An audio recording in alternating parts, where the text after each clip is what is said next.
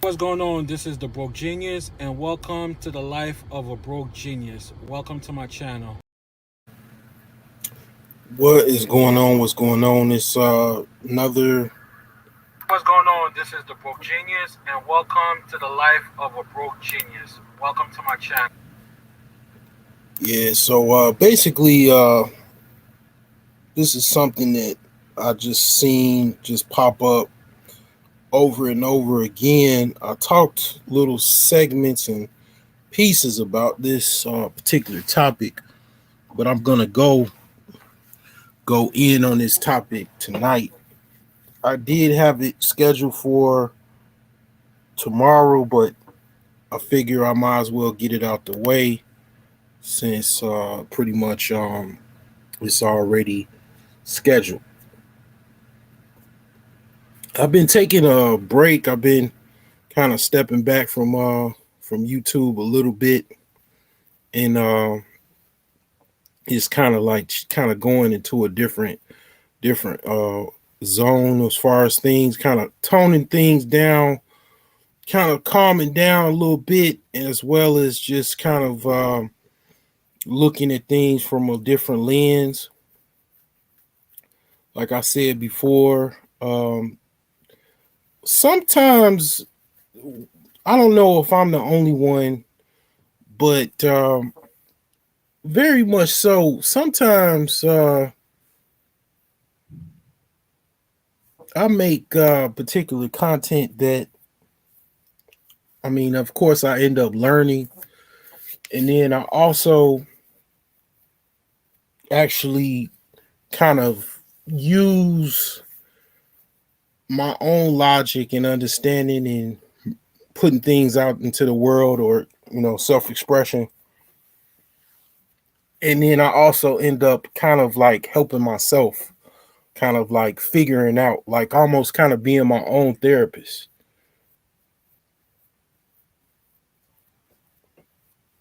And yeah, that video that I did, I knew it was valuable when I was talking about it because I put it on Patreon. A lot of my videos are not necessarily on Patreon. I knew it was valuable when I did it because actually when I actually did that video, when I did that live stream, I thought about it. I'm like, well, if I was 20 years old and I had this understanding, I mean, like I was just wowed by the fact that if I had this understanding and it was so precise and very simple as I laid it out, I just couldn't help but think how advanced I would be versus being 20 versus being 40, and kind of like looking at things like that as a full spectrum lens, and just pretty much putting everything into one in two categories, subprime and prime. I mean, I knew of, like, financially speaking, I said before, a lot of things kind of correlate. And basically, as far as the subprime concept and the prime concept, it correlates so well. I don't even know why I never even thought of it like that. I mean, I was making all of these, observations, and then yeah, I mean that helps. All of these different, scales and this and that. I mean, basically, on a financial level, I mean, this is a banking country, pretty much. This country is based off of banking. The banking system is the ultimate power in this country. When you understand the banking system, that's kind of one of the little smidgets of or keyholes of basically opening up certain doors, because this country is based off of banking. I mean, a lot of people, as I've talked before, they get a lot of their um, materialism, such as even their their living cost of living, or actual um, just their overall lifestyle, is funded primarily off of rich bankers or rich, or you could just say rich people or rich entities, such as most people, they're not 100% cash. Okay, most people are typically not 100% cash. Okay, even myself, I'm trying to rebuild my credit, but most people, like the meme says on social media, as I saw, pretty much balling in public and then borrowing in private. I'll repeat that again: balling in public, but borrowing in private. Because people have a lot of debt. Okay, people have quite a bit of debt. People literally, it's so crazy if you break down the social or psychological dichotomy of it. Because things that are said. One thing about me and other people like me, um, you know, your intellectuals. Okay, I would consider myself an intellectual, right? As an intellectual, a poor person, or somebody that's not an intellectual, they might not necessarily be able to reach the masses or reach other individuals to kind of not so much shame them, but make them feel a certain type of way, make them, kind of like look at themselves in the mirror. Because the thing is that you actually have people that actually look down on others, and it's very, very comical that someone would look down on someone that maybe, let's just say, works at a grocery store and makes $600 every 2 weeks, right? And they don't have hardly any debt. Maybe they have $1,000 a debt, some debt that they had, maybe some parking tickets or something like that, that went to collections. And they don't have no car, they just catch the bus. This when you follow my channel, as me being, I mean, I know people don't, people do what they do. They ain't gonna come to my channel and, say anything. They gonna watch. And like I say, these people looking themselves in the mirror, and they have some very nice mirrors. And then they think about the broke genius. They think about what the broke genius is saying, because the broke genius, as an accomplished intellectual, you know, he's cracking heads. Okay. He's exposing the social psychological dichotomy of an individual, like I said, that will pull up in a Range Rover, okay, with the 28% interest APR loan, zero down, payments are like $1,500 a month, and he got a mortgage with his boo, with his booski, and then they got a 5% APR mortgage for, let's just say, $300,000 house, and they both collectively make about 100 grand. And then the booski has a car. You know, I'm gonna get to the topic, but I gotta. This is just the little brief, right?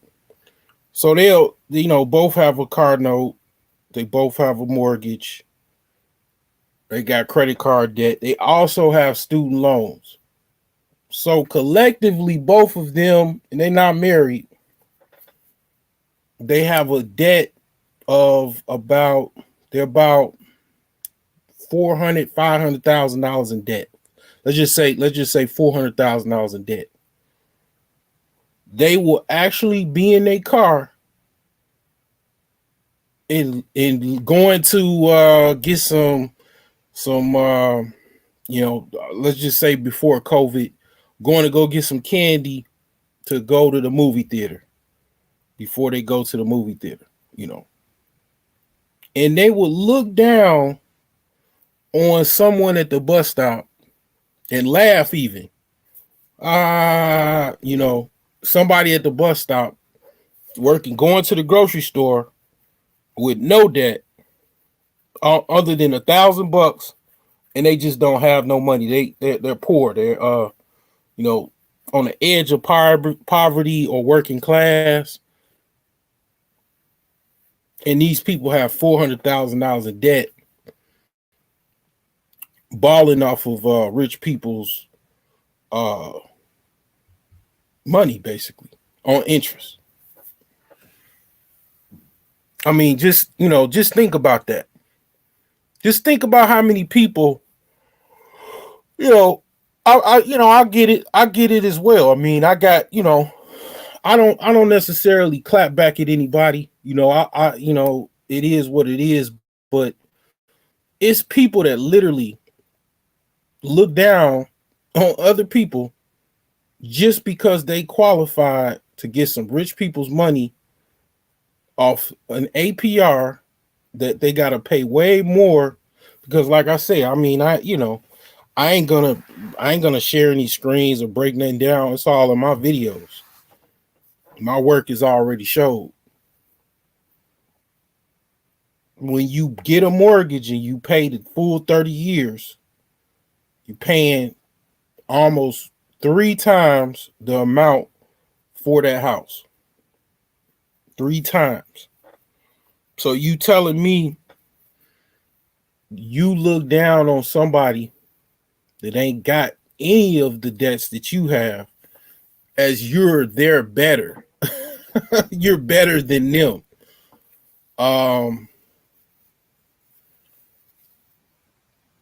It's hilarious. You know, it's hilarious. Because at one time I will say I was one of those individuals that thought that same thing.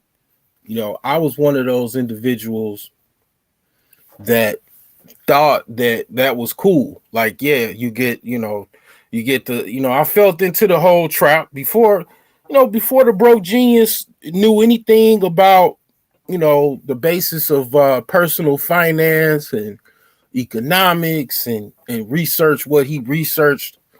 I was one of them individuals that was clueless enough to actually think because I qualified, for rich people's money, and I got these cars and these clothes and this house and this off a borrowed lifestyle, that you look down on somebody else like, you because you quote unquote finesse the system, you look down on somebody else that doesn't have what you have, right? I was so wrong. I was so backwards, and that's another reason why I choose to accept my financial inadequacies versus pretend to be a rich pretender, you know, or even pretend in any form or fashion that I have more receipts than I actually have. You know, I choose not to, and I don't really have to, because you think about it, why would anybody feel ashamed? I mean, even though myself, like let's just say I show my actual, true self, right? 3D image of myself, right? Let's say I did never show my face, right? Why would you feel ashamed? Let's just say if you're just an avatar or a thumbnail and you don't show your actual video of yourself. Why would anybody feel ashamed to expose their true self? Because basically you have nothing else, like you're not necessarily, you don't have an actual face to put to the person behind the voice. So you can actually, you can one or two things. You can be a very good pretender, or you could be very, very real, because people actually don't even know who you are. So you can actually be your true self without much of any, backlash from it, because people will have to accept you as you are, because you're just some thumbnail of whatever you want to be, you know. So, the thing about it is, people even still, even having not their true actual identity out there on YouTube, still fall under the pressure to cap, to pretend, or to actually express themselves as if, they're not, really fully exposing who they actually are. Okay. Now, I guess I understand that, but I really don't. I mean, I guess people, even if them, by them being a thumbnail, I mean a voice behind a thumbnail, they still fall under the pressure to pretend that they are of a higher status than what they actually are. I guess it's just a natural thing to do. I don't know. I mean, I guess everybody wants to feel like they're the macho man, like, the Village People song, macho, macho man. Everybody wants to be a macho man. Like, I mean, pretty much people, I guess they want to be mightier and macho, more macho than, you know, someone else or whatever. Okay, I get it. Okay. But the thing is that this behavior, it is not just black people that act like this. It is like a lot of people that behave in this they have this psychological behavior. And it's not just psychological, it goes into the world of finance. This behavior goes into the world of finance, because it's not just people that are acting a certain way. Yeah, they are, but they're using forms of, capital to have a false pretense that they have something more than someone else, when it's based 100% off credit, mostly off credit, you know. Whereas me, yeah, I can kind of somewhat, pretend like that too, but the only problem with that is I have these, massive student loan balances that is right there, like a big hot giant monster that I have to, basically slay at the end of a video game. So yeah, I mean, even though I'm pretty much cash and carry for the most part, I mean, yeah, I could kind of pretend, or not so much even pretend or front or cap, like, yeah, I got this and I got that, but no, I got a whole bunch of student loan balances that is like, you know, freaking a dragon that is like literally like a two headed dragon that is waiting to flame my ass off, because, I talked about student loans with me briefly. If you don't pay them, they're gonna pay you. They're gonna take money from you, like child support. Your student loans will become child support if you don't. If you go into default, you don't answer those calls and everything like that. You start to see the value of education and student loans and all that other crap. You start to really get a generalization of how, deep this rabbit hole goes. But all that aside, yeah, you got people that actually look down on other people when they have massive amounts of debt obligations. They have assets, that are actually based off of debt obligations that are not their assets. But here's the thing, what I know about psychology and how it interrelates into finance, you best believe these millionaires and billionaires that have these companies, they know a little bit about this, and they also hire people that know a little bit about this to actually, work this system, because basically this is a system. This is a banking system, and is, they want more people to actually live like this and pretend like this and believe like this, so they can continue keeping this game going. And it's not it this is all groups. This is encompassing with all ethnic groups. All ethnic groups. I mean, the only thing I could say is that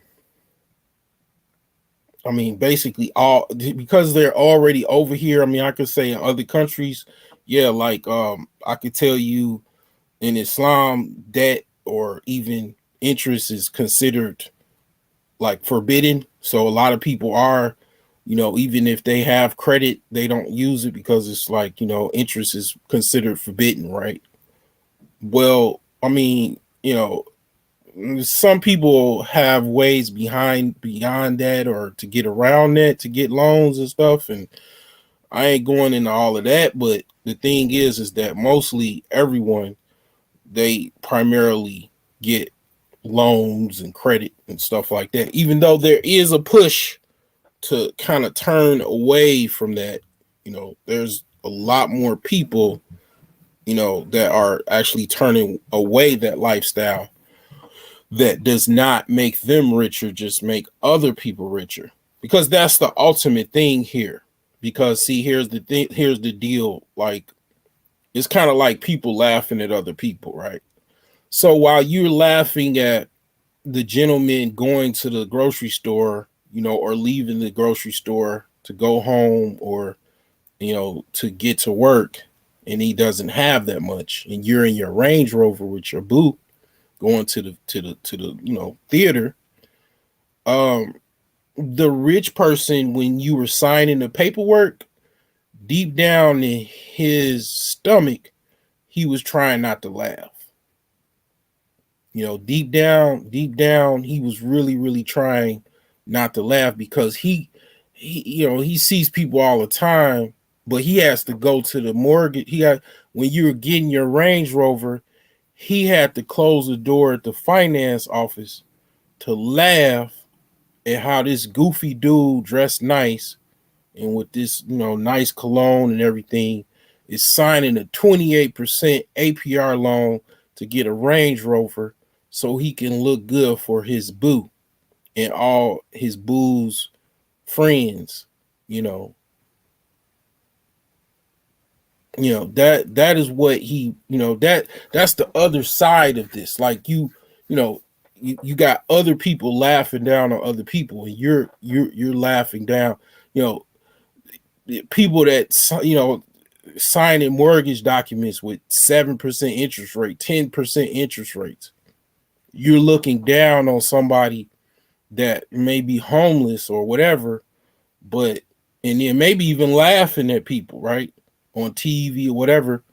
Well, the bank, when you're signing those loan documents, they were laughing at your dumb ass for signing a 10% APR on a mortgage, because you were a new fool that they were looking for, and you qualify for that basically segment of population of people that they were looking for. But you don't understand that. You didn't think about that. You don't probably think about that till you're going into foreclosure, and then you realize, oh shit, damn, I lost my job. Damn it. Now other people are gonna laugh at me. Oh shit, it's embarrassing. You know, I mean, I don't want to tell anybody. I'm gonna keep this a secret. I'm only gonna tell my girlfriend, but I ain't gonna tell nobody else, But you was laughing at, somebody else that, was walking down the street because they got kicked out or they at the homeless shelter, and you had all the gossip about them. But then, that 10% APR got into foreclosure, and then the taxes went up. It wasn't funny then. And then you didn't pick up on the fact that the basically the loan officer, he was trying to keep his laughs in before you signed the paperwork. He had a poker face on because he couldn't believe that you were so excited to sign a 10% APR loan on a 30-year mortgage for $150,000 property. And you go to Google mortgage calculator and put in 10% APR, and then put in the taxes where you live and $150,000, and then see how funny that is, because that's hilarious.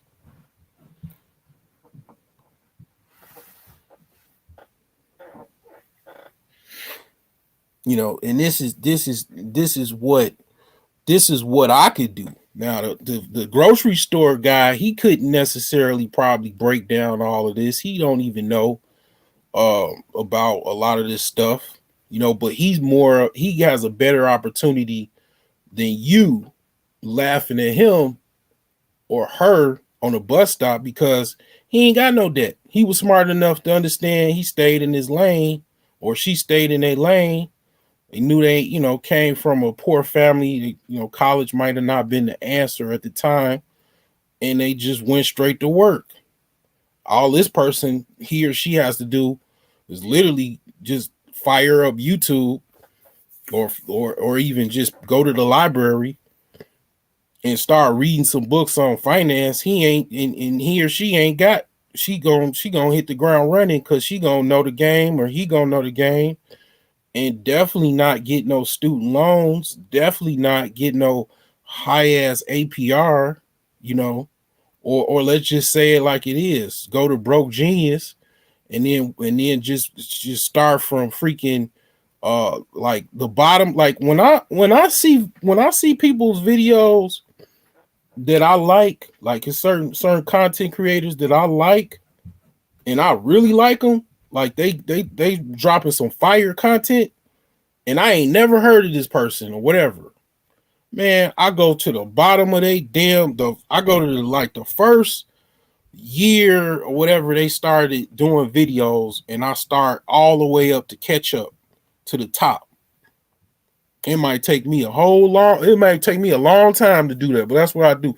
Somebody do that, and they watch my videos from the first videos I ever did to all the way up to the top. Unstoppable. And then join the Patreon too. Unstoppable. I mean, an individual like that with no debt, starting off with no debt, no student loans, no credit cards, no mortgages, unstoppable. And then already know the psychology behind all of this and all that as I go into. Because other people really, I'm going to be honest with you. What separates me from other people that talk about, money and finance and all of that, I go deeper into the rabbit hole of what's the psychology behind it, the culture behind it, society. I go into society. I use all them damn college classes and all them damn books I read, all the damn research I watch, all them damn documentaries. And I used to sell documentaries. A lot of people that know me personally know I used to sell documentaries, or quote unquote conscious DVDs. I pull all that information, all that knowledge, and I just pretty much put it out there, right? I go deeper than these guys, because only a lot of instances, the only thing that separates me from these guys is like age, experience, and money and connections. I could in most cases I can walk circles over these individuals because at the end of the day, I've been places these other individuals have not been. The only person that I can think of is probably more hardcore than I am is Robert Kiyosaki. Robert Kiyosaki actually is a Vietnam Marine fighter pilot. Okay, in war, he was in Vietnam. He's a tough cookie. I would pretty much have to say he's a tough cookie. All these other financial gurus, I don't know. I don't know their history as far as what they done or anything like that. But Robert Kiyosaki ain't never walked through Inglewood at 10 o'clock at night in the early 2000s, late 2000s. Robert Kiyosaki, I don't think he ever walked in the projects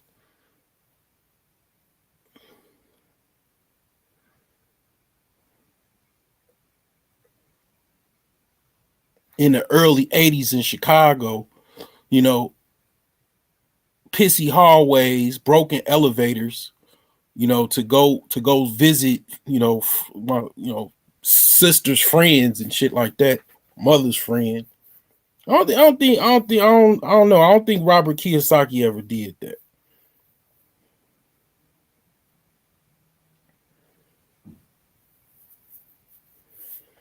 Walked around some of the meanest streets in Chicago, west side of Chicago, south side of Chicago. No, I don't think Robert Kiyosaki been involved in gang fights and you know all that type of stuff. No. Does that make me harder than him? I mean, I don't know. I like to think so. I mean, being black in America is hard in itself. Everybody knows that. They know that when they watch the news, they watch the movies, they watch TV. It's rough. I mean, unless you are sheltered to where your parents are wealthy, rich, upper middle class, to where you could pretty much separate your child or your children from a lot of the lower tiered parts of society. And even then, it's so many lower tiered parts of society in the black community, which I'm gonna get to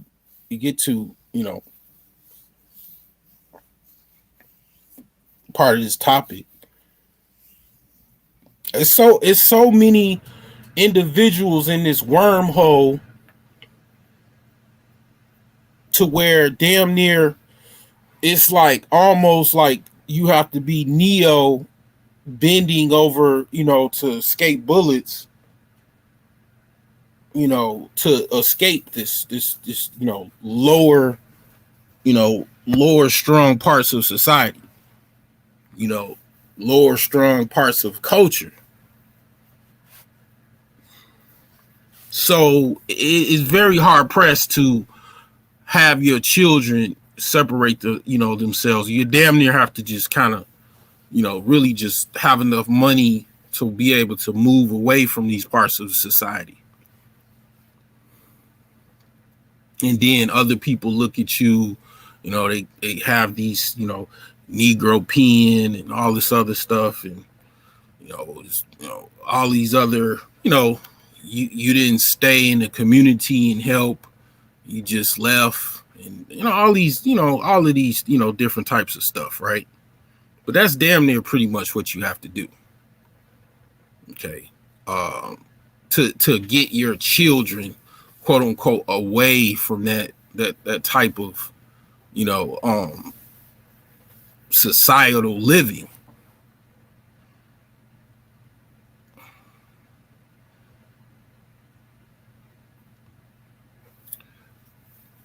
And unfortunately for myself,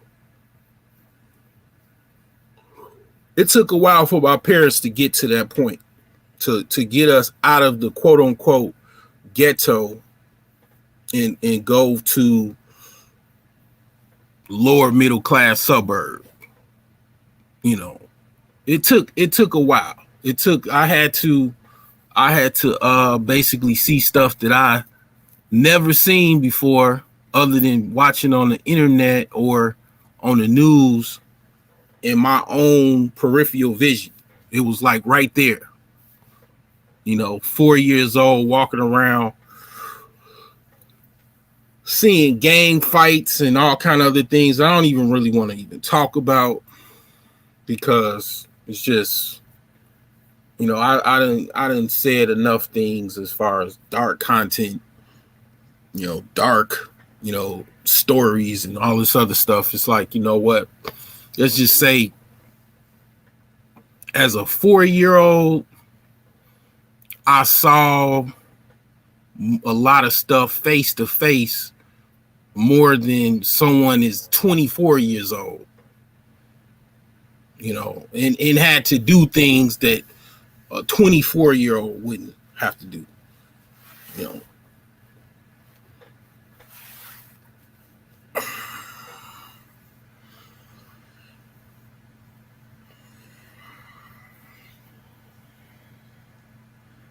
So, I mean, the thing is that, yeah, somebody that's kind of on the bottom, or someone that is, pretty much on a lower tier.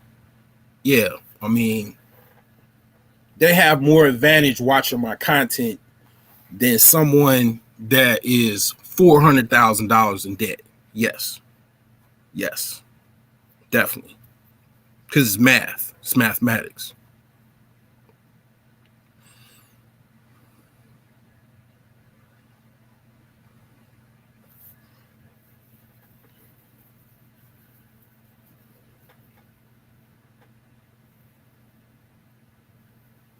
It goes into the whole notion. It's not about how much you make, it's how much you keep.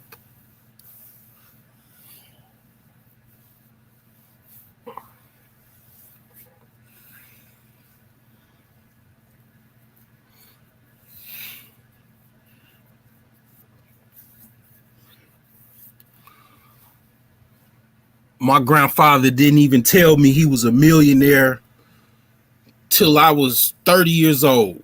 When I had my computer shop, I had a store, and I gave him a tour, and he said, "Yeah, I was a millionaire, and I was about to buy a yacht, but I had nowhere to put it." So I was like, you know what? I didn't buy it.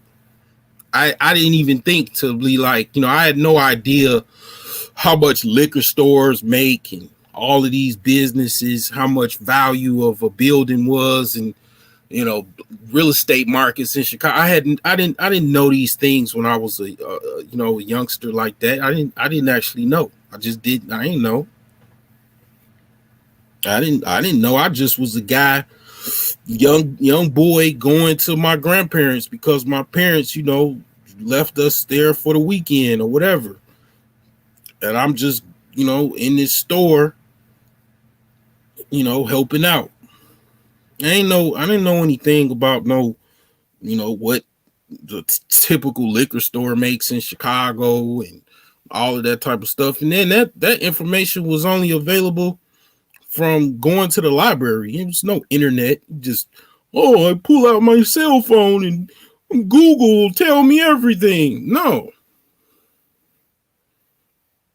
that wasn't in existence. It wasn't, information was not that easily accessible, even if I was able to do so. But the thing is that being said, I didn't have nowhere near the success that my grandfather had. I was a poor businessman when I had my store. If I felt so poor, that's when I knew that I had to make some changes, and I had to do a lot, and it took a while to do so. I didn't even, really, to be honest, from that point on, it's about 28. I had my computer shop, and it took me 10 years to really figure things out, to really be solid, to really like figure things out, back against the wall, figure this thing out, you know. But yeah, I had a store. I had computers. I sold computers. I, you know, made money, made over $50,000, but I was spending 60 or 70.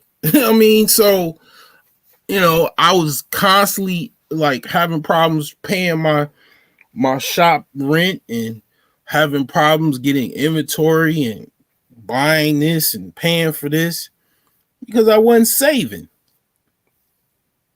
I wasn't saving. I mean, business is, 33, 33, 33. Save 33%,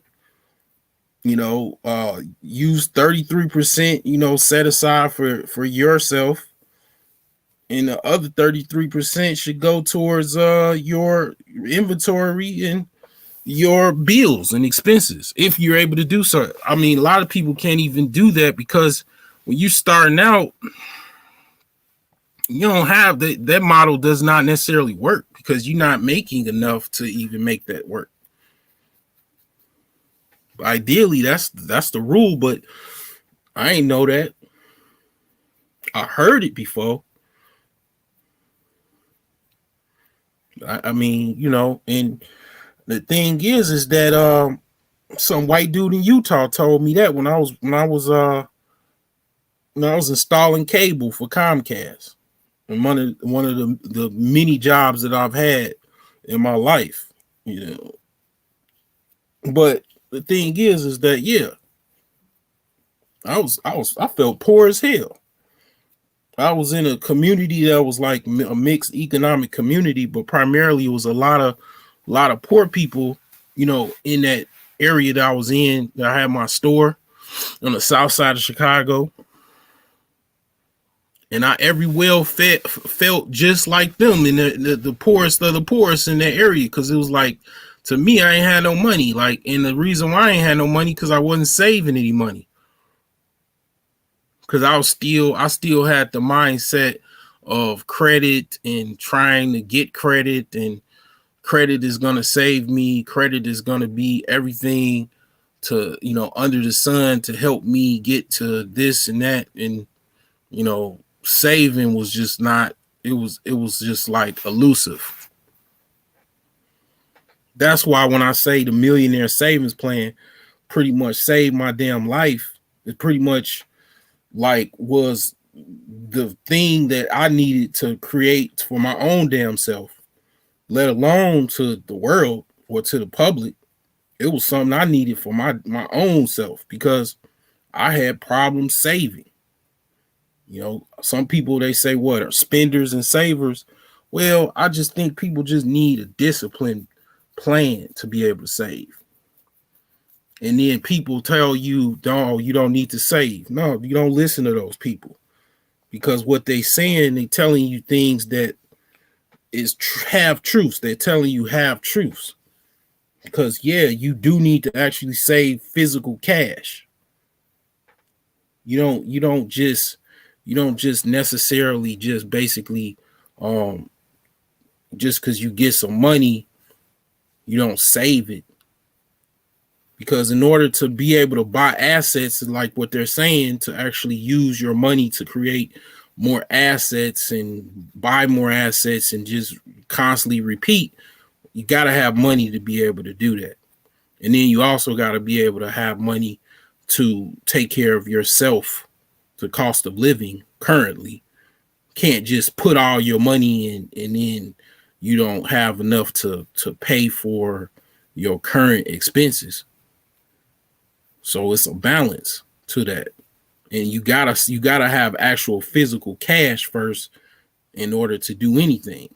And then you can utilize that to buy assets. And that's what I go into in my book. And basically, it's a balanced approach. and it's based off pretty much the ideas the kitten and caboodle is saving, not just I'm not gonna save it all, and I'm just gonna take $1 at a time and just try to flip it. I mean, yeah, that is also. I mean, this funny thing is that is also the basis of my book, but not like that. It's that yeah that's kind of like a little. It's like a game, but my book kind of takes away from that game because yeah, if you code like that, if you could literally, I've seen videos where they do the whole take a penny. Is basically my book is based off of that plan, the penny doubler plan. They take a penny and then try to literally double it and keep doubling it, and they video vlog themselves constantly doubling and flipping this particular starting off from a penny or whatever. And then the most I've seen people go to was about 10 grand, which is good. That's good. But my book is a lot more practical. My concept is a lot more practical than that. You know, I mean that'll be something that'll be good for like you to do for your children. Cause I mean I did it. I actually tried that. I tried that. I mean it was I don't know. It was kind of like I don't know. It seemed just a little bit elusive, but yeah, my actual millionaire savings plan is not elusive. But that's what helped me. That's what helped me, and also understanding about how basically this illusion of you got this car and these houses and these credit cards and you're balling so much so that you look down on others. That's also what I had to also learn to look down and break down. And you know, it's people that still do this they do this every single day. And it's like, you know what? Let these people live. And I let them live, man. Some of these people like they probably, they try to fire at me or whatever. I mean, my own family, you know what I'm saying? They'll try to fire out shots. And I don't say nothing. I don't say anything. I just laugh because and I'll say a little meme just to kind of like, put it out there or whatever, because yeah, it's really just like basically, I sleep very well at night knowing I have no rent. I ain't got no mortgage. You know, I got a contract that I just got, 20 payments more and I'm paid off, and I ain't even got to even do that because basically after it gets to a point where it's really low and the house is fixed up that I already have, just paying that off and give me my title and I go about my business. Okay. Hey, all of that don't even matter because it's like at the end of the day, like I say, it's about what you keep, not about how much you make. I mean, I made in a little small hole in the wall computer shop on the south side of Chicago. I made over 50 grand my first, like, I think either first or second year. Okay. I didn't have that much money. I remember being very, very broke. Times I was like extremely broke because I wasn't saving. I wasn't doing what my grandfather taught me. I mean, he ain't necessarily teach me, but I was watching him. So I was seeing what he was doing. I was there, getting up early in the morning, going to the bank, and then dropping money back off at the bank. Not putting the money like I was in my pocket and walking out the door and having a good time for the rest of the day. I mean, yeah, it was fun, but it wasn't fun when I was broke and I had no money because I wasn't saving, But the thing is that, that being said, we going to get into what I was pretty much talking about. And I kind of already talked about a lot of things. But yeah, why do black people hate their scholars and elites? Okay. Why is that? Now, I got a few points. It ain't necessarily 10 points, but I got a good 5. You know what I'm saying? Because basically, yeah, it is a problem. You know, and it's based off of a lot of things historically that I'm gonna get into. I'm definitely gonna get into. Okay. So number 5 is blacks have very few elites as other groups. Okay. So in a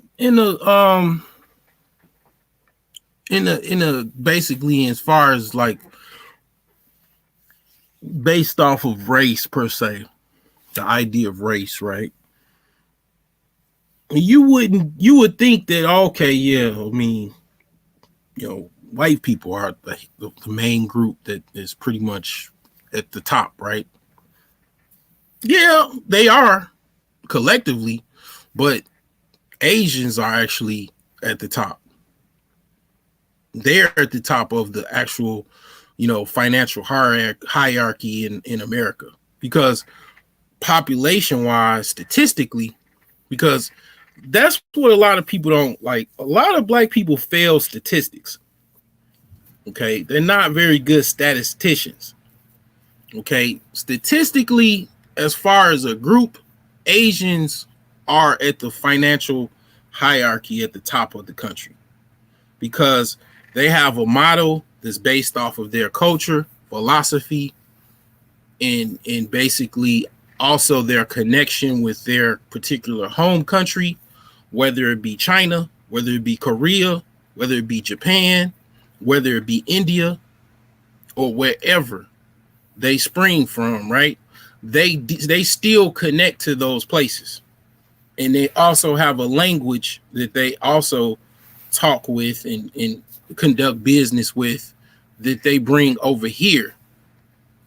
So you got a language dynamic, you got basically a philosophy and a culture, and that philosophy is based off of a lot of things as far as their own culture, as far as how they think, whether it be how they conduct themselves as well as how they keep their house, whether it be feng shui, okay, whether it be whatever they believe in, Buddhist, Taoist philosophies, Hindu philosophies, whatever the case may be. These individuals, they have a particular cultural set of skills that they bring over here, as well as the language, as well as the mindset, and they basically group together and basically have form small segments and basically primarily focus on business and money and capital. Because one thing about me is I definitely take a look back and I'll be like, okay, well, I'm a money man. Me being a money man, don't nobody hardly talk to me. And that's good as far as like even in my, like my world, because I'm kind of shy, I'm kind of introverted, I'm and it's also a freaking coronavirus, right? I mean, I ain't going nowhere, meet nobody hardly, okay? I mean, so the thing is that my circle is very, very small. And I know that I, have to enhance it. But the thing is, even that being said, even if I let anybody in my circle, I only let people in my circle that we're conducting business. I don't need nobody to play Madden with. I mean, don't no shade on the Madden Kings and the Video Kings and whoever Kings. That ain't me. that just, I mean, yeah, I play video games. I got a PS4, probably most likely would get a PS5, but I ain't I'm a money dude. I focus pretty much on business, money, assets, um, trying to get out of debt.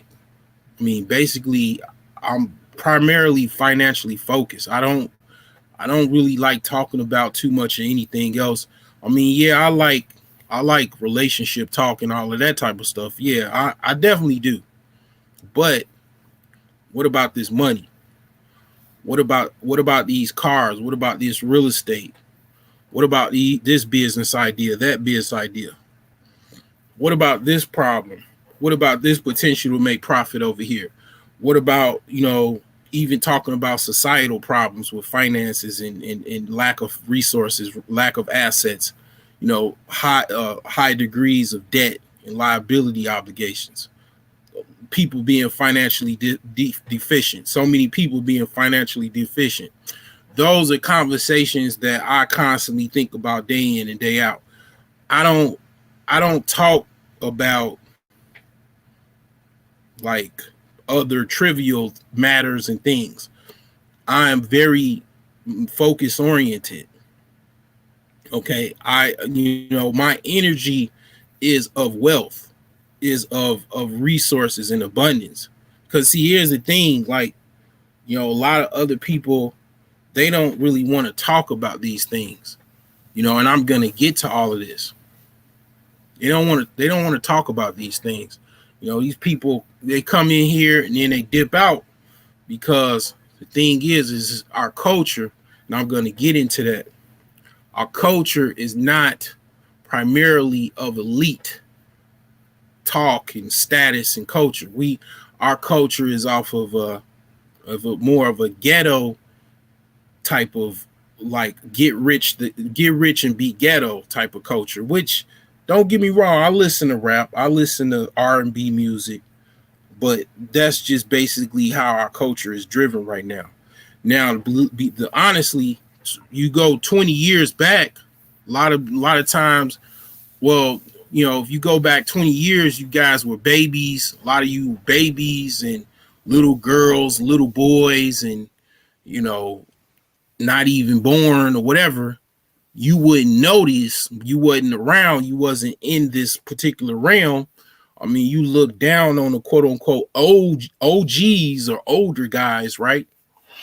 But the culture was different. The culture was college, education, professional careers, basically middle class, upper class type of basically TV shows. You know, Bill Cosby pretty much was like, no, I'm not gonna do, I'm not gonna be some broke dude that work at a machine shop that live in the projects. I won't I went to college. I'm an elite guy. I want to play an elite guy on TV. And he stood on it with his, millions of dollars in his bank account, his network of people and individuals behind him, and the rest is history. Okay.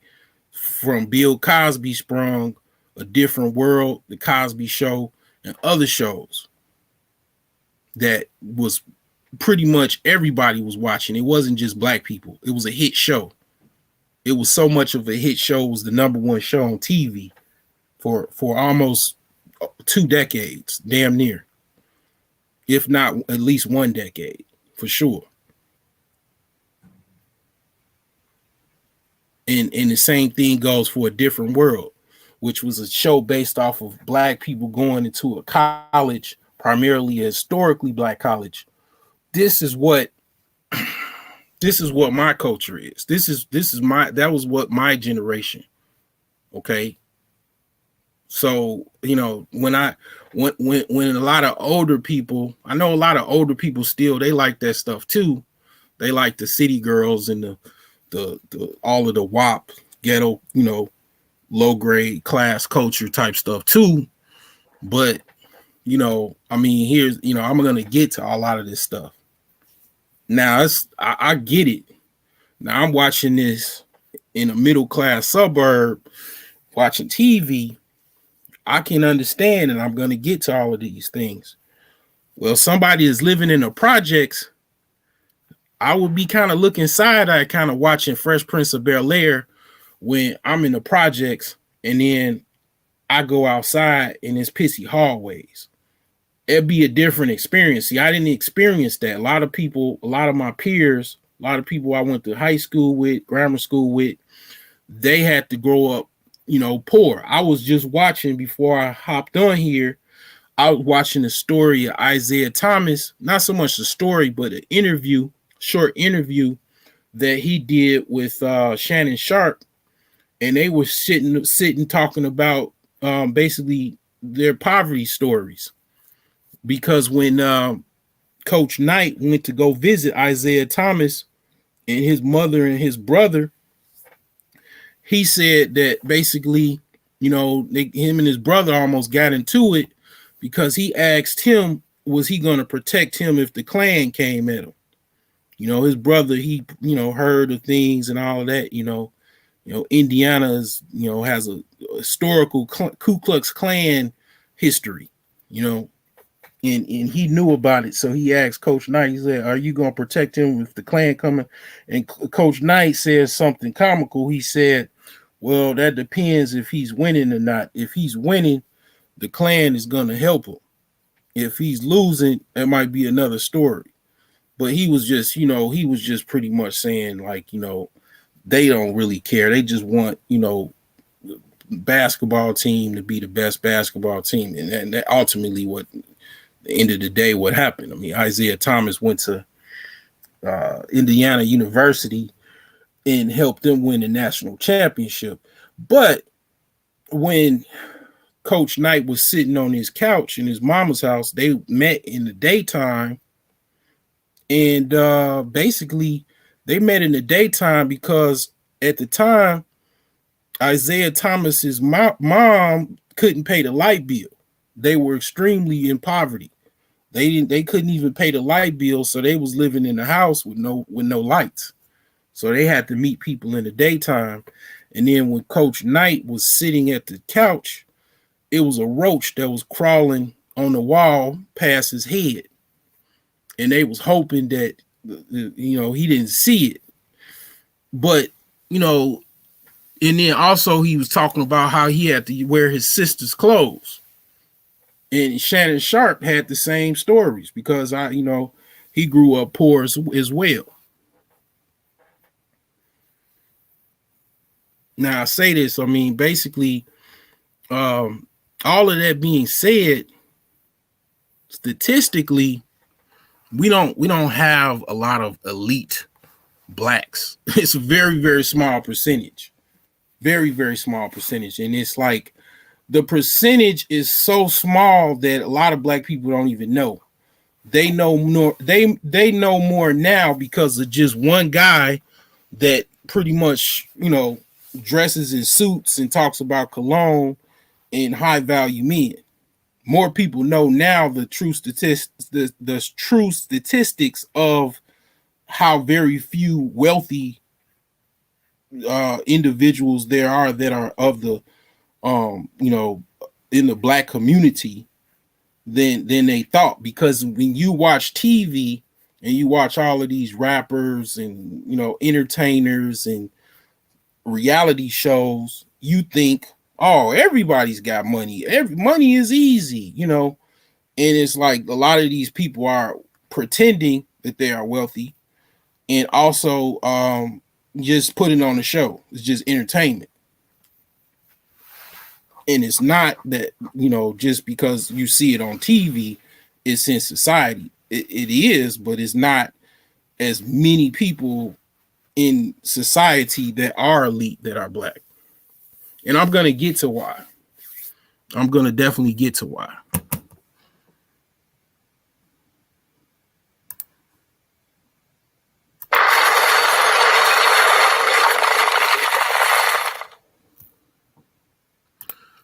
So yeah, that is number 5.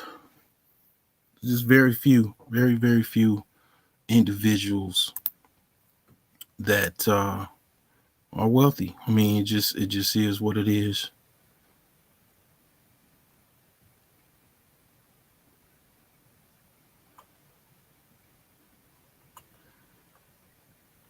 So number 4, self hatred. Self hatred. Okay. I'm gonna be talking about. I'm gonna be talking about a little bit more in depth into that. But basically, a lot of black people, they kind of hate themselves, and why they hate themselves. I gotta put on every bit of my, you know, psychology hat and courses and research as I possibly can. But basically, the reason why I think black people hate each other or hate themselves is because they saw their parents hate themselves. You know, they saw how, pretty much, they mom had low self-esteem, their dad had low self-esteem, their grandma had low self-esteem.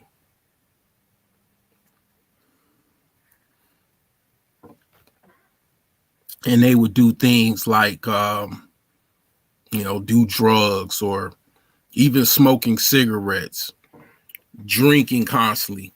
All of those things, you gotta this is what I used to ask myself when I got a little older, and my brain started thinking really, really well. I would think to myself, I would come to the understanding and the conclusion that a person that is willing to do things such as serious high level drugs, chain smoke, binge drink, they don't care about themselves. They're literally trying to slowly poison and kill themselves every single day. Okay. And self-medicate, right? So what make you think that person, if they hate themselves enough to partake in those particular tasks or behaviors, what make you think that they love you? If they hate themselves, they don't like anybody. And especially if it's somebody new not to like. If it's a new person, if you notice how some people jump on the bandwagon to actually dislike someone, they'll just join up because they want to get involved in some dislike, like they looking for somebody to dislike, a new person.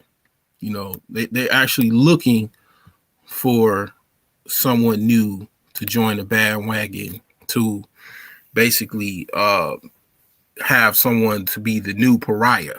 Okay, they love that. And deep down, yeah, you got to think. Okay, why do people do certain things, right? Okay, I mean, with the women, hair, even hair straightening, wigs, weave, nails, eyelashes, all of these things, even though I will admit it's kind of hilarious if you really think about it, but downright sickening when you see some of these, like, fake implants and busting, and you know booty implants, or butt implants that they burst and they look all crazy. You got black women now actually trying to be more black or have more black features, quote unquote Sarah Bartman behind. You got black women wanting to have a more of a Sarah Bartman, or even everybody. They ain't even just black people. It's white women getting butt implants. Everybody's getting butt implants. Okay, and they trying to mimic a Sarah Bartman, or a woman that has a big a big natural ass. And the funny thing is, it's like you hear people talking about fat chicks and shit and whatnot, but typically that's one of the reasons kind of why I like fat chicks, because I'm not gonna say all fat chicks have big fat gluteus maximus, but some of them do, and quite a few of them do, and they have it natural where it's not fake. And pretty much body wise, typically a lot of let's just say just to be scientific about it, a lot of endomorphic women, primarily black women, I would even say, but even white women now, and any other Hispanic women, and a lot of different women, they tend to have a bigger ass. They tend to have a bigger buttocks. I mean, that is typically what I've seen my whole life. So yeah, I mean, you just literally have, on the one hand, you have, fat shaming, but then you want to have a fat ass that you'll pay for. It's like, and then another thing is, I have to go there. Fat women tend to have bigger breasts too. I mean, not saying that other women don't, but fat women bigger boned, or bigger women tend to have big, huge breasts. So literally, and this is the first time I really thought about it, to be honest. You have women now that are literally paying to have a body like a fat woman, a fat woman that have big breasts and a big ass. You have, and I lost everybody. I mean, hey, I can't. I mean, I have to keep it real. I'm not no phony dude. I can't be phony. It just not in me, man, to be no phony person. I have to be somewhat real, and my realness, like, all I would say is, if my content is too lewd or rude for you, please don't come into my video at all. Just stay where, in your little safe space and in your little small little fishbowl, and then just stay there. Because you know what? I mean, you guys are so temperamental that it's just it just really is hilarious how temperamental you are. But here's the deal. Yeah, it literally is the case. And then when it comes to the elites, they hate the elites and the educated even more, because it's like, oh, you think you better than me, you think you smarter than me. Because the thing is that, man, I'm an a-hole too. Like I say, I'm an asshole. And I grew up in Chicago. You had to be able to CAD. You had to be able to go shoot the dozens, man. Your mama jokes and all of that. So don't come at me and say, oh, you think you smarter than me? Don't do that to me, because I'm basically, and then I also I went to school for social work, so I have a psychology background, so I already know the Freudian slip, and I also know if you think something and put something out there into words, you're actually proposing that you already are. But I mean, all of that aside, yeah, I mean, wealthy individuals educated class as well as intellectual class. See, the thing about me is, yeah, I mean, people, I can tell. I know people know like, oh, that's the broke genius. He's, that's that bougie dude, or he be acting like he think he know more than somebody else, or he better than somebody else. Don't even, nah, don't even go there with him. You ain't gonna like him because and then another aspect of it is that a lot of times people don't want to really necessarily kind of engage with me is because they're intellectually inferior to engage with me.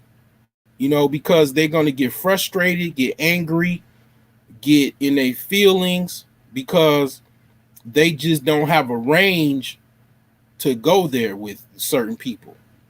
If you notice, even in YouTube or whatever, even outside of YouTube, certain people are really, really hated because they can't refute certain people because certain people are more researched, more educated, more intellectual, so they'll try to overtalk them. They'll try to get loud to drown them out.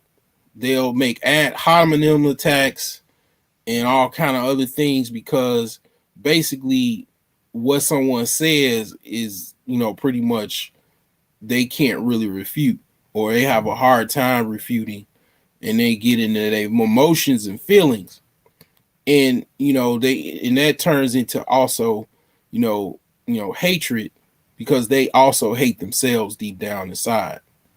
They have a hatred for themselves, how they look, how they have to deal with society, their lot in life. It's actually people that be like, man, I wish I was white, pretty much. Like people, like black people that are born or whatever and go, get older, and they be like, you know what, I wish I was white. I actually want to be white. It's like I've actually heard people say that. And it just that the whole thing is that if, like I say, if somebody hates themselves, of course they gonna hate you. And the men, what men do as far as the whole thing with I mean implants and stuff, men don't necessarily get no implants and nothing like that.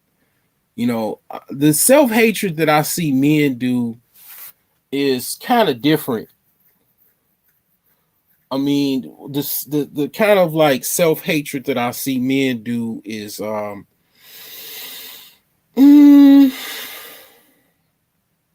it's not necessarily they're gonna get implants and stuff like that.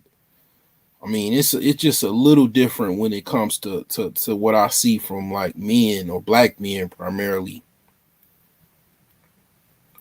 I mean, they pretty much, I seen guys wear contacts with colored eyes. I mean, I seen that. I seen guys I mean, just the behavior, how they act, the whole like Samuel Jackson, the old man in Django type of mentality, or Uncle Ruckus type of mentality, and they, hate themselves as well as others because they don't even want to be themselves, that type of behavior. I see a lot of that behavior every single day, especially in corporate America. Oh yeah, it's all over corporate America.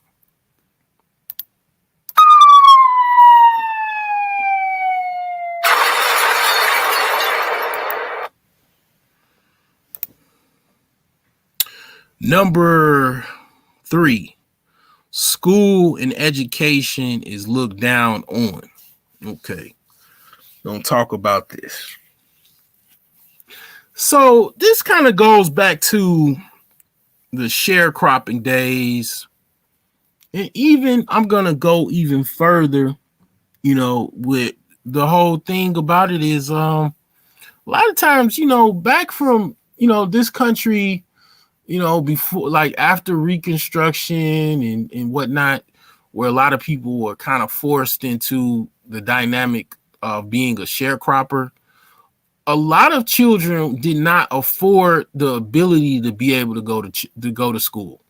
They didn't have the shoes. They didn't have the ability to do so because they had to tend the crops. For in a lot of cases, their ex-slave master, and they just couldn't go to school.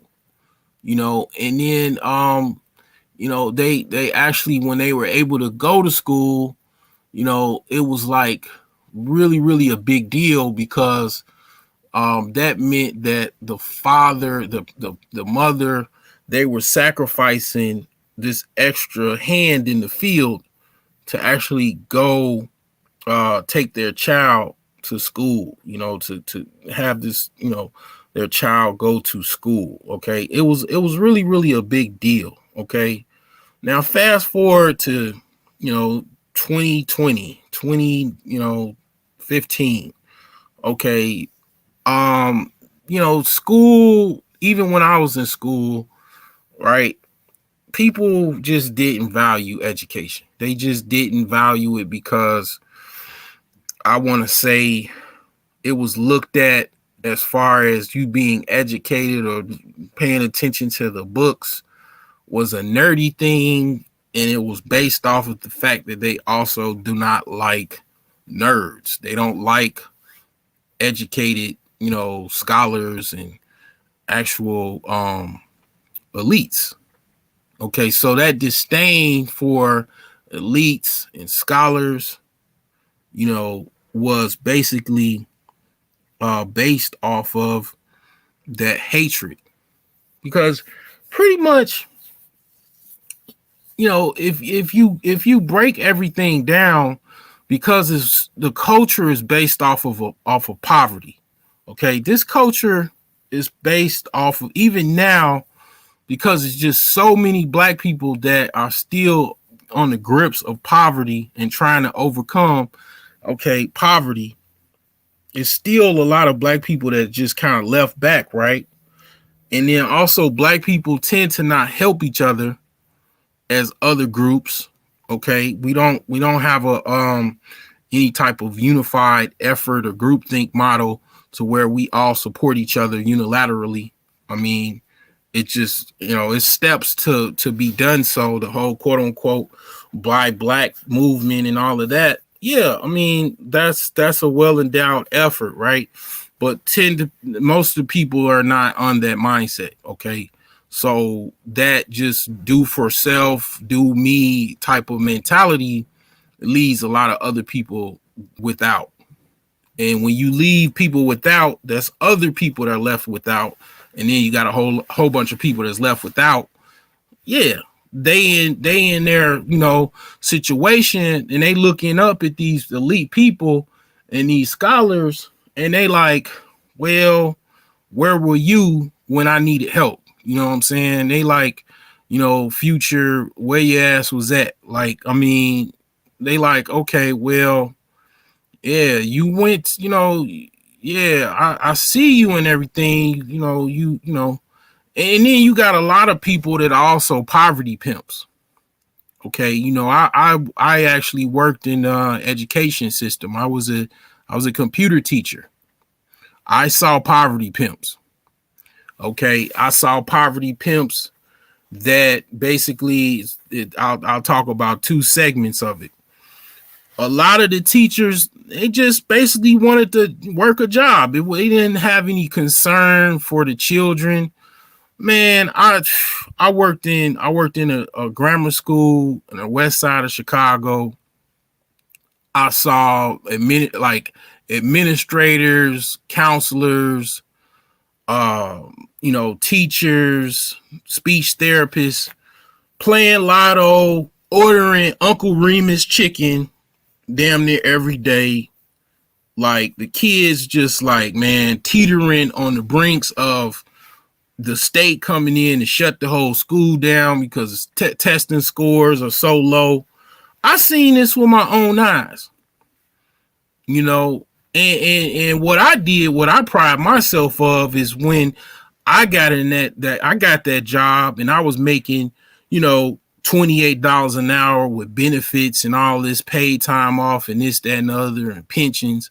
Man, I got that first week I was in that school, the whole school, because the previous woman, she got the job off pretty much nepotism. Okay. She got the same job that I got off of nepotism because I was an IT coordinator. Keyword IT, information technology. Now, she was just maybe more of a coordinator. She was just basically someone there to coordinate.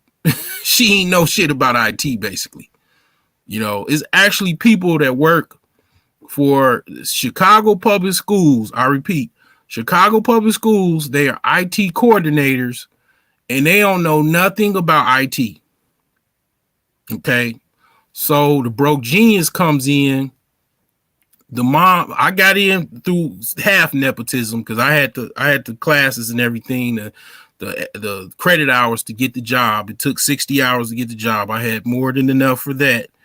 And I had a resume to back it because I remember going to the human resource department because I was just a regular worker. They didn't have my transcripts on file nor my resume.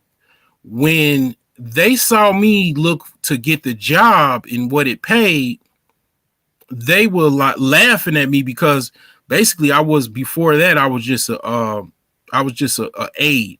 I was what is called a CWA. I primarily just took care of kids that had autism. I would change their diapers, you know, monitor them and everything like that. And while the teacher was teaching class or basically just doing whatever she did in the classroom, that was what I was doing. I was making like $100 a day doing that. Right now, basically when I got the job, when I was bringing my paperwork in, they looked at me and was like, I wasn't nothing because they didn't know who I was. They didn't have my resume on file. They didn't have any of my college credit or credentials or anything. So, I got my college credit from I got my transcripts from the university I went to, and Chicago State University. And then I gave them all of my gave them my resume. I never forget the look on that lady's face when she saw my resume. When I went back to the human resource office, I gave her my resume. I gave her my transcripts. She had to look as if like, oh, damn, I am qualified to, have you take me out on a date and blah, blah, blah.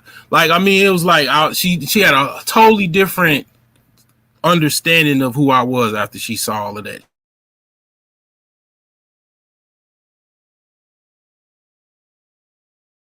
All of that to say, basically, my first week working at that school, all the computers were messed up. All of the damn near, not all of them, but damn near every classroom, it was just the computer was no computer in the classroom because they didn't work. First week, I started fixing all of them damn computers. By the time it was a month that rolled by, all of the damn classrooms in that school had working computers because of one person, me. Now managing the children, I ain't gonna lie, that was my weakness. Maybe the lady, she probably did that better. I'm pretty sure she did that better than I did. But the IT part, definitely fixed every goddamn computer in that whole school immediately. And then also, I'm gonna tell you about city of Chicago, or even whatever. It's other places that do that too. Government, they spend money. It's automatic. They get a budget, they spend it. It doesn't, it's no big deal. I never forget, in the library, they had a Comcast box, and then I already this was before I was working for Comcast as a contractor, setting up cable and cable modems and all that. The box was in the classroom, and I just thought to myself, okay, Let me call Comcast to see what's going on with this box. And they said that it was an active service for that building. Okay, in this library, the kids were just reading books, and they had computers that were working in there. That was it. I called Comcast and told them to immediately bring out the next technician available to come to this school to hook that box up, that video box up, and get service in this classroom, in this library. The other individual that I replaced did not do any of what I did. Okay, that service was being billed to Chicago taxpayers every single month, and it was a video box just sitting in the closet. I called Comcast. Next thing you know, a couple days later, the children are able to watch National Geographic and actually, see something outside the ghetto, outside the, school, and learn something. Because I was doing my job. Basically, that was what I went to school for. That's what my uncles was been in IT for, long before I was ever went to school or got a job or career in IT. So I this is what I know. This is all I know. So I was just doing my job. And that just spoke for itself. But basically, a lot of those children in that school, they look down at the idea of education. They were not disciplined enough to listen to the teachers, and you would think the whole school was an alternative school where the way they act, and it wasn't. It was a regular educational environment. They had special ed, but all of the children, a good majority of the children behaved in a manner as if they were special ed. They had a behavior problem, a learning disabled, something of the sort. And I've seen a few schools like that, but that was definitely like one of those schools where I worked every day. I wasn't just an aide or anything. I worked every day. I had a computer classroom, and the whole classroom was full of computers. Students would come in, the teacher would get a break, and pick them up in about an hour or so. So the thing is that I saw this firsthand being in school, and then also actually being an educator, computer teacher. I saw this. And it's something that is based off of parents, how they look at school, how they because I'm going to be talking about motherhood, different types of mothers, because I'll just tell you this: a tiger mom would not allow any of that. And I'm not even just talking about the father, okay? I'm talking about a mother, just a mother, a particular mother, a tiger mother. Like, for example, Isaiah Thomas's mother, she was like more, I would say she was like Rambo mom. She didn't play, okay? She did not play. And then another thing that I have to put in as far as perspective, as far as the Isaiah Thomas story, is that he actually had his father in his life. He said his father separated with the mom because he was, very financially challenged as well. And he just separated because he wanted the mother to be able to get welfare at that time. That was what the how things were, right? So he separated from the mother so she can get welfare. Now, that's is what he said. Okay, those are his exact words. Now, I mean, that being said, his mother did not play. Okay, she pretty much demanded that their children be paying attention in school. if I'm pretty sure if I called Isaiah Thomas up right now and I asked him if you acted up in school or you didn't get any good grades in school, what would happen when you came home to see your mother? I guarantee you he would say it would have been hell to pay the captain. Now, and that's just his mother. Okay, his mother was pretty much a single mother, right? So the whole idea of the father got to be in the house, yeah, it do. But even one mother, I mean, it's people that drive with their feet and they do it. They do it quite well. You know, I'm not saying that's the model that needs to be done, but it is single mothers that actually, believe it or not, kind of do some workout miracles. And it's quite regular, right? It's not even that uncommon nowadays. But the thing about it is, for every one or two or three of those, it's six mothers that ain't demanding their children be, doing good in school. They're not demanding that. Like for example, my sister, she was more of the, kicking it buddy or friend mom. Let's just say friend mom. And she was very relaxed with her child, like her children. And I remember my youngest niece, she was kind of, doing really bad in school. Her father had to step in. Okay, her father had to come over, pick her up, smack her upside the head a couple times for her to act straight, to straighten up and fly right. Because that's just, I mean, even with all of the smoke that my sister had, she was like pretty much a Rudy Poo. Because all my nieces had to do was intake her little, yelling and little, verbal judo, and then they just go back to their room, feel a certain type of way, and then just put on TikTok again, and then it's all good.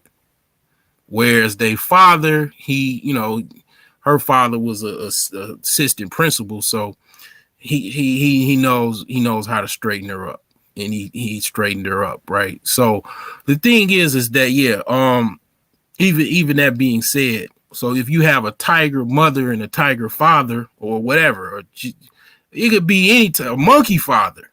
It's like, just smack you upside the head if you act up in school.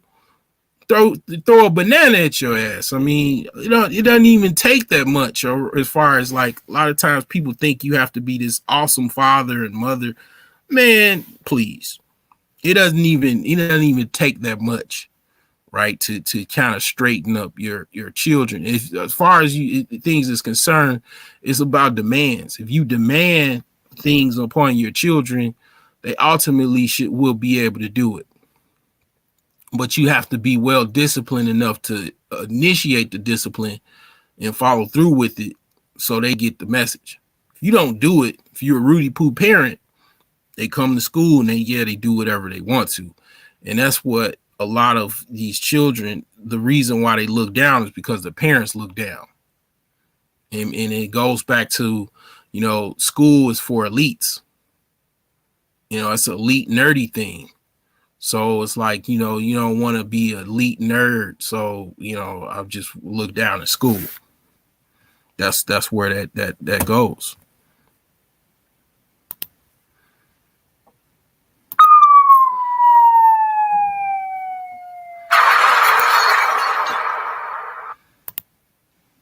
Number two, at one time, it was a crime punishable by death to be an elite. Unfortunately, man, it's that is the history of this country.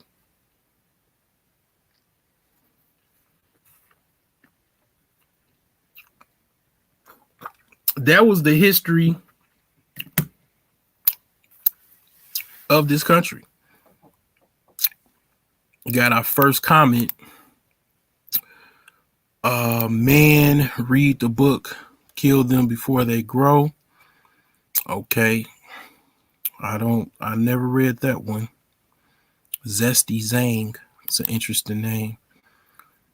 Said kill. Said read the book. Kill them before they grow. Okay.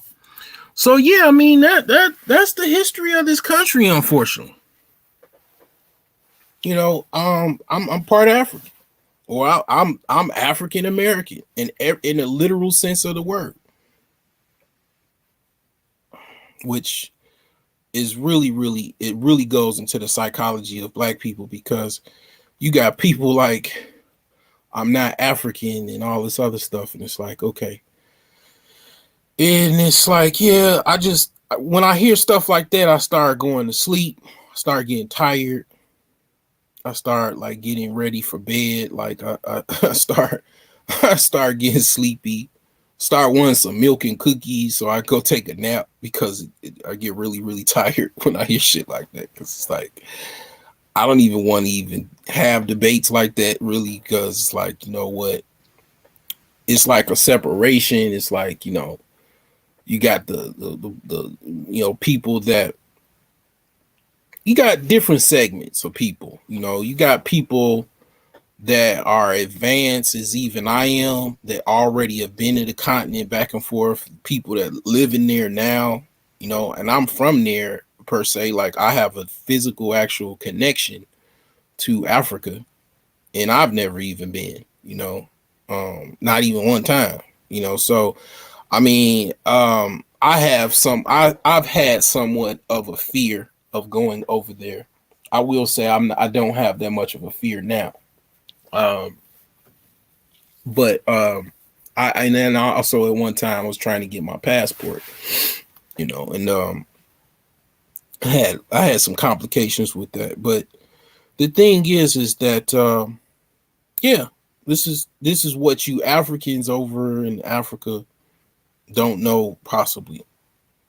You look at people over here and you look like I do DoorDash and to make a little extra coins, and I see a lot of Africans that are actual full, let's just say straight off of the plane from Africa, right?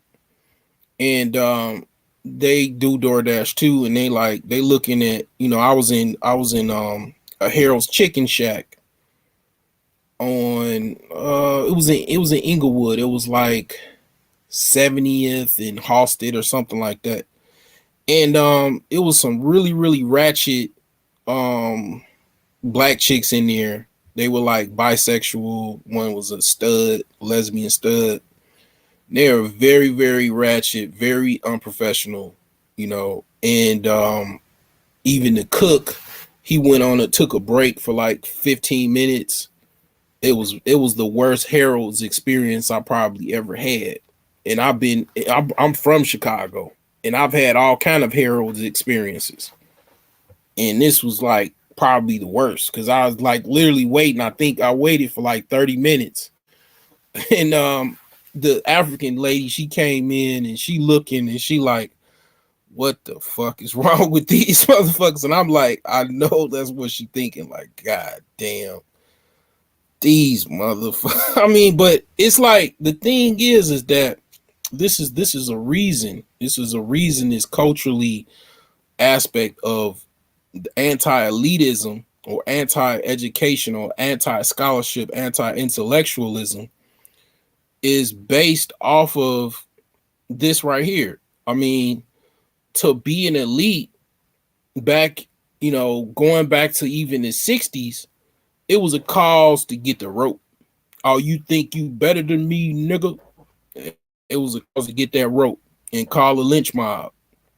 A lot of black businessmen and women were basically hanged off of the fact that they were making money and were successful competitors of other white men that would just so happen to be part of the Klan. They just killed them to get rid of them because they were business competition. This is the history that they don't put in books or you don't know about. They would hang a lot of black businessmen and women were hanged because they were just simply by just being competition. And then also You don't even, I mean, if you go to Tulsa, the Tulsa riots in the early 1900s, the race riots in the 1900s, basically you had the whole black elite town of, successful businessmen of all sorts and ilks. They were bombed because it was a actual racial war from, that particular town and other people surrounded by Oklahoma.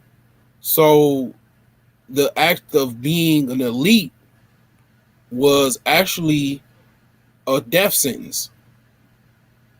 Okay, it was something that is a cause for fear. If you step out and actually try to make money and be an elite in this country, because the money is so powerful, and it still is, that step out, you want to move anywhere you want, you want to do well in business. We gonna make an example, for other people to not, step up and try to be an elite. And then if you even tried to read, it's very well documented, that will be a cause for you to be whipped and punished in slavery. I mean, this is what it is. I'm not saying that you should dwell on this. I don't. I try to dwell on reality and the idea that I have to get up and every day and do what I got to do. I don't want anybody to consume any of these historical footnotes as a cause to be fearful, but it is a noted point as far as a lecture, to just break down the dichotomy of why black people do not like elites and also scholars, because they don't. And this is one of the reasons, because actually the act of trying to even be an elite, reading, education, going to school, going to college, going to go start a business. Oh, he's doing good. He's taking away my business. Go on, Jimmy Bob, go get the rope. We gonna have us a lynch mob. And then next thing old Leroy hanging from the tree because he didn't tip his hat to the white man passing him, or whatever the hell, whatever bullshit ass excuse they came up with. You know, the end result was the you had the basically the full analysis of it was just somebody else that had a business, and they were basically they were competition.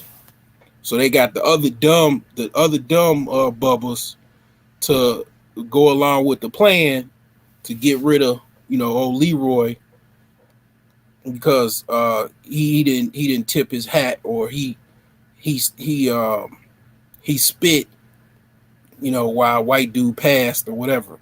I mean, this was what is going on, and it's still, you could just be honest, it's still going on today.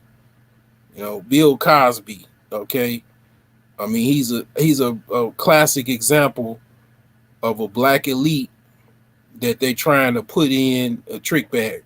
But here's the light at the end of the tunnel. Whole world watching.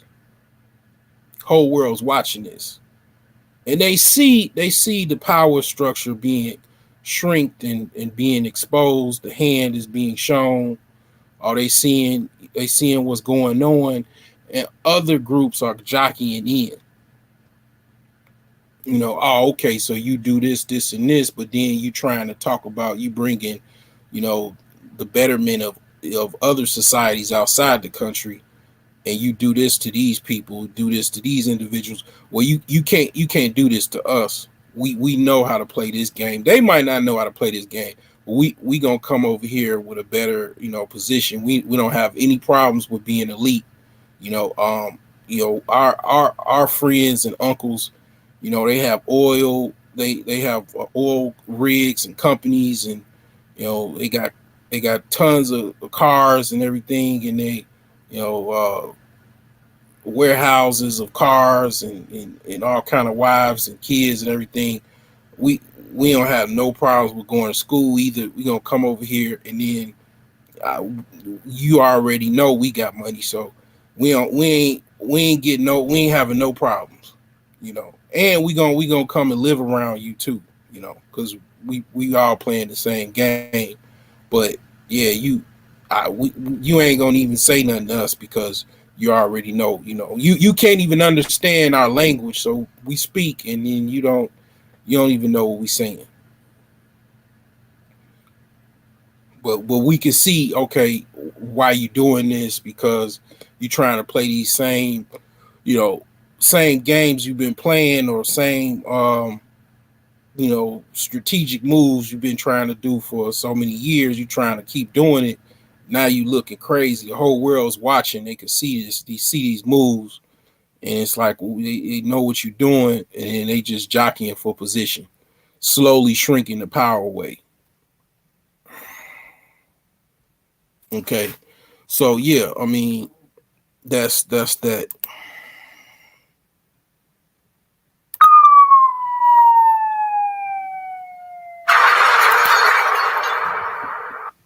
So the final point is wealth attainment is more difficult than it is for other groups.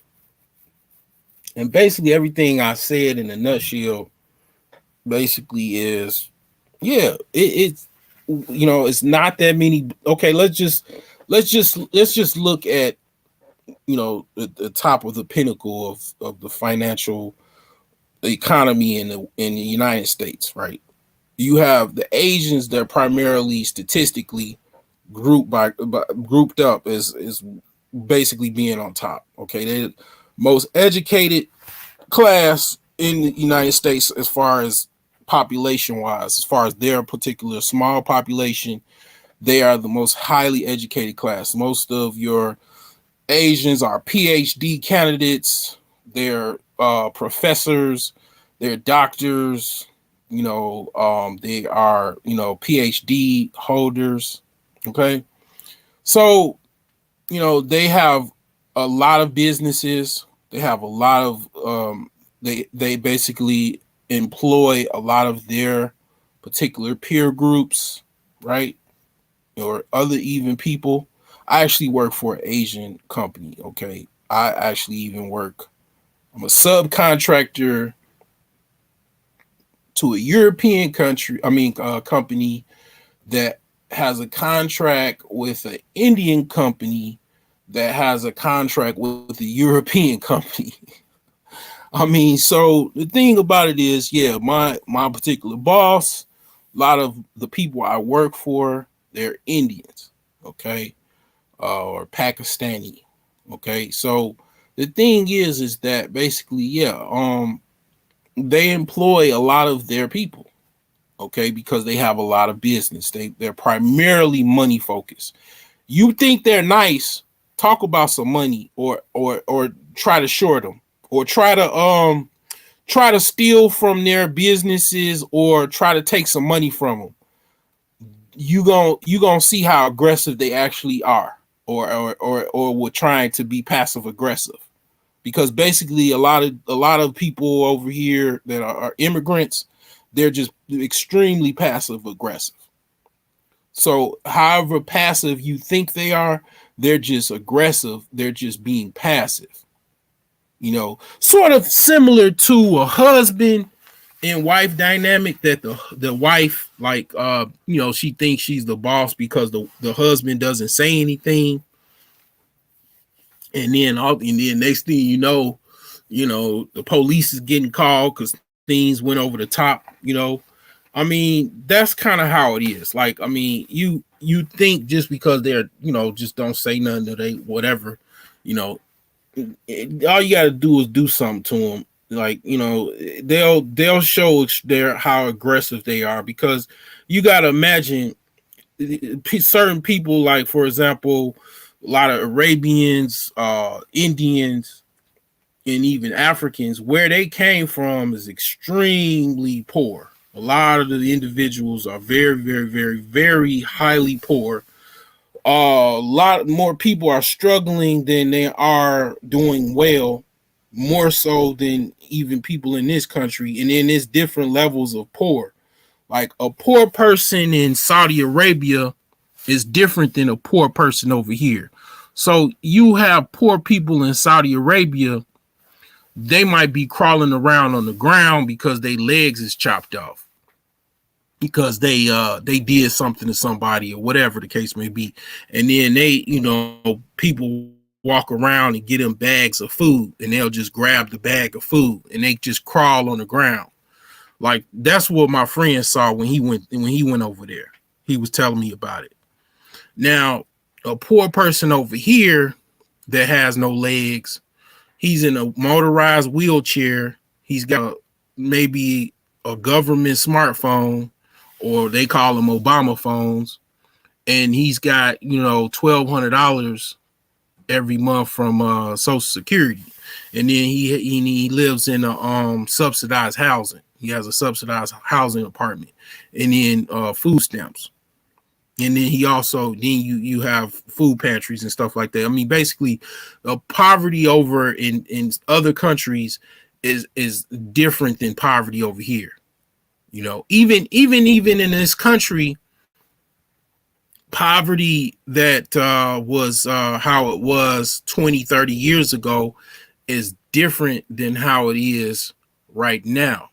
Like as of this modern times we live in now, a poor person 30 years ago, 40, 50 years ago, they were extremely poor, such as like my grandmother. They were very, very poor, versus someone right now that is like kind of poor or very poor. They have LCD TVs, HD TVs in their apartment. They getting welfare too, and then they might be getting TANF. They also, they don't even have an Obama phone. They have an iPhone. They have the latest iPhone out, or maybe no less than one or two models down. They have probably one like used car that gets them to point A to point B, but it looks pretty nice. It's not even really like jalopy or nothing like that. I mean, that's the typical person that's like really, really struggling. And then they still keep themselves up and everything like that, because I mean it's more wealth in this country than it was, let's just say, 30 or 40 years ago. It's just different. It's different now. It's like wealth attainment is a little bit better than it is 50 years ago. But the thing about it is wealth attainment even now, because black people don't collectively support, or not, I shouldn't even say support, but they just don't have they don't practice group economics like other groups do. And that's primarily the reason why wealth attainment is more difficult. And also, yeah, I mean, other groups ain't giving you nothing for free. I mean, they'll give you opportunities. It is, I mean, I'm gonna be honest with you, a lot of what the gameplay is, where a lot of the black elites, and why they kind of even look down on other black people, and not all of them, but a lot of the opportunities the black elites have had, even their initial opportunity, came from the backing of a white person, okay, or whatever, a Jewish person, or whoever. And somebody of white descent gave them the opportunity to basically kind of launch to a higher point of financial success. And it's like yeah, it's black people tend to not really do that. Give, they one, don't have the resources, and then also they don't really support or give investment money or opportunities to other blacks. Okay. It's small groups and segments that actually do, because in the black community in this country, okay, my black side is quote unquote the boule, the Masons, the Divine Nine, the Kappa Alpha Psi, all of the, Alpha Phi Alpha, Sigma, uh, Phi Beta Sigma, Omega Psi Phi, uh, you know, Iota Phi Theta, I believe. It's been a long time since I've been in college and going to college parties and stuff like that. And then, the females, the AKAs, the Delta Sigma Theta, Sigma Gamma Rho, Zeta Phi Beta, all of those groups, they actually are the quote unquote black bourgeoisie class. And they tend to help each other and support each other more so than I see other groups. Other groups do support each other. It's black organizations that do support each other. But as far as just the average common day individual black person, no, they don't. They don't have that group economics like other ethnic groups. So how wealth works is, in order to attain wealth, it comes from where? It comes from business. It comes from a job. The job is basically working for another business, and an actual business, getting wealth from that actual business, and that's how you create wealth. Okay. And pretty much it's kind of hard to have a business when you don't have any seed money from a job from your own ethnic group, and then other ethnic groups are not giving you the opportunity to get a job either. Therefore, you have no safe haven to go to, and that goes into crime, violence, and everything else. And also, basically, back to where there's no wealth. Okay, so that is all I have, and pretty much that's that.